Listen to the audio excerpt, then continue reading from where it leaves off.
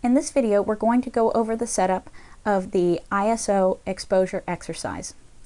We're going to highlight and show you how it changes from one ISO setting to another of how it affects directly your exposure. So to do that, you're going to take your camera off of the green auto setting and bring it into manual mode.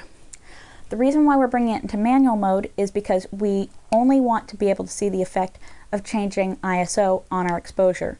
We don't want our camera to go and try to compensate and make our exposure stay constant by changing other variables like our shutter speed and our aperture. In manual mode, you're able to isolate those individual variables.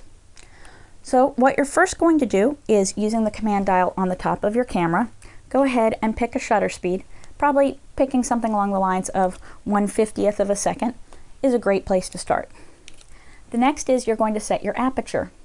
To set your aperture on a consumer grade camera, what you're probably going to have to do is press this plus/minus button that's either located on the back or somewhere on the top of your camera. It may have the letters AV next to it if it's also a Canon camera. If it's a Nikon camera, it may have a symbol that looks like the diaphragm of the inside of a lens of aperture. So what you will do is hold that down and then rock it back and forth, the command dial on top. What you're going to want to do is take it so that the lowest f-stop value possible that your camera has with this particular lens is available. In this case, it's 5.6 on this particular kit lens when I've got it zoomed into 55. The last step now is we're going to be using the ISO to change it and see what the effects are. So we're going to, in this case, take it off of ISO auto. It's very simple to do. If you're on a Canon camera, you just merely press the ISO button and then go ahead and use that command dial to go back and forth. If you're using a Nikon camera though, you're going to most likely have to go deep into the menu, first turn ISO auto off, and then be able to go through and individually pick the different ISOs and go forward and do the series of shots that I'm going to describe.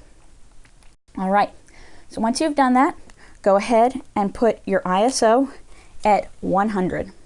In some Nikon cameras, the lowest you maybe have available to you is 200. So go ahead, bring your camera up to your eye, and take a shot.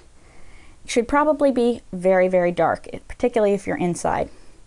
Go ahead, press the ISO button again, and bring it up to the next value, probably 200. Go ahead, take your shot.